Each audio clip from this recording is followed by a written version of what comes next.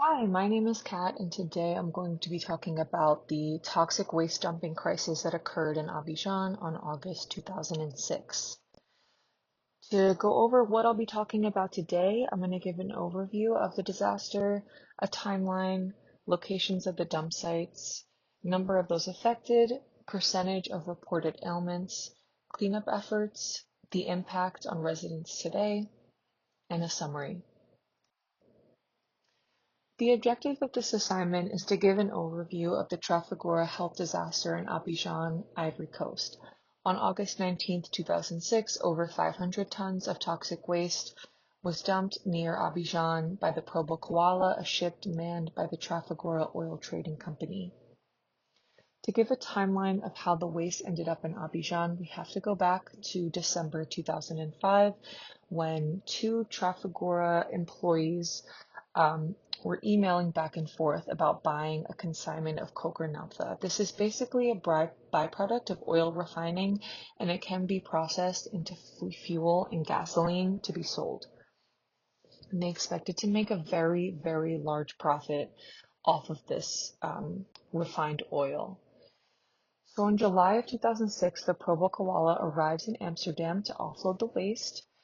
They initially said it was slop, that it was not toxic, but after further investigation, they determined, the waste management company in Amsterdam determined that it needed additional treatment and raised their quote to about $600,000.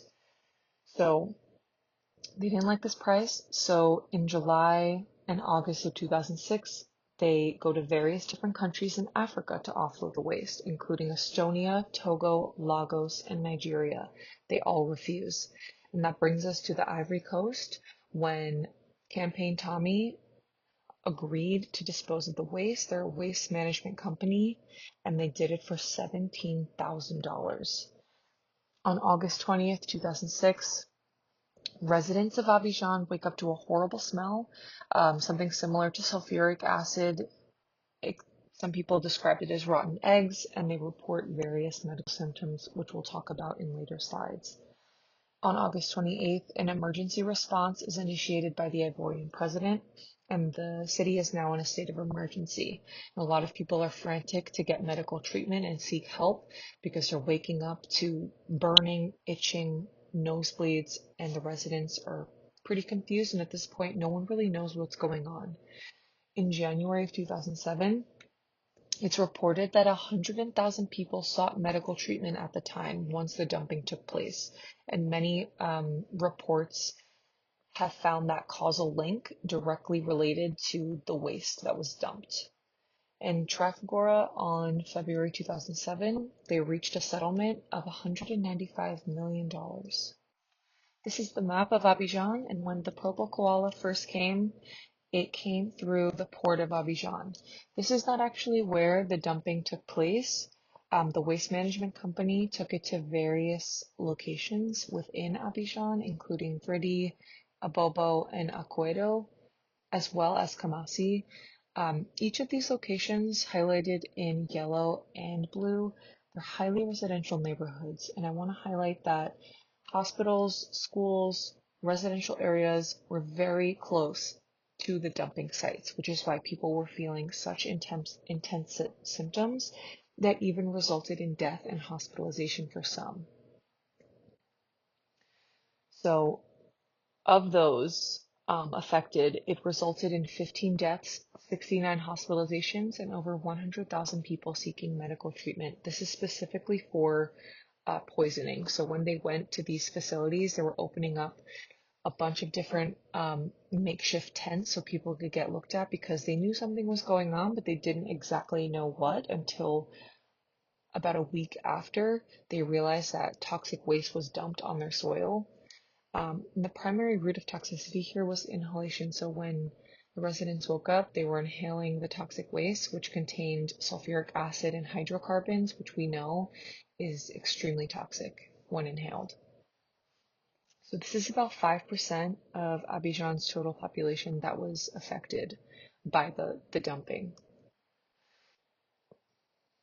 In a study of 98,000 people who were reporting symptoms that were likely caused by the toxic waste dump, 73% were feeling general or neurological symptoms. This includes headaches. The other 68% were ENT pulmonary symptoms. A lot of people had trouble breathing, had bloody noses, and lastly, digestive system symptoms made up 55.9% of complaints. This was excruciating abdominal pain and nausea, and other like cutaneous, that just basically means they felt itching and burning on their skin, and some even experienced itching and burning in their eyes. Shortly after the initial shock of residents waking up and feeling all these medical symptoms, Tredi was contracted to aid in the cleanup efforts. This is a French company, and they were initially contracted to clean up about 2,500 tons of waste.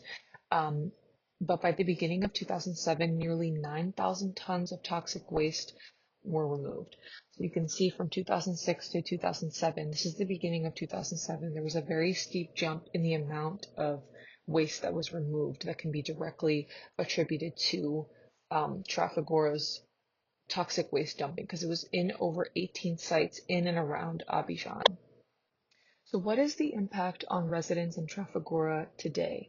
So although a settlement was reached for nearly $200 million, they did deny any responsibility. At the time, they did claim that because they contracted a waste management facility, they thought that that company would do that through the correct legal channels. So they tried to say that they didn't have any control over what they were going to do with the waste. However, as we know from the beginning, this is unfortunately a case of corporate greed, because they were trying to cut costs in any way that they could, even though they were expected to make a very large profit. So they were initially quoted the $600,000. They didn't like that. They were trying to look elsewhere. So they looked to Africa. So in a very low-income country such as the Ivory Coast, when you hear the offer of $17,000, obviously the waste management company was going to jump on that opportunity and dispose of this waste, and they obviously did not have the facilities nor testing equipment to see if this company was being truthful or not. Again, they said it was slop, normal waste slop, but it was actually highly toxic materials. So when the waste management company was actually dumping the waste throughout Abidjan, I don't think they were aware that it was toxic. And again, they were really looking for a cheaper option to dispose of the waste. They weren't looking to do it in the correct channels. So they did reach individual settlements with some residents in Abidjan, maybe about 24,000 residents. And of the 100,000 that were affected, the numbers of those treated are likely to be higher because of poor data. And there really was no study of the long-term effects. So as of now, the people of Abidjan don't really know if their current medical symptoms are because of the toxic waste dump, because there was no study. So we don't really know. But again, this is an unfortunate case of corporate greed where they are looking to cut costs in any way, shape, or form. So they did turn to Africa in several African countries until someone finally agreed. And that was for $17,000, and they ultimately ended up paying nearly $200 million in cleanup efforts.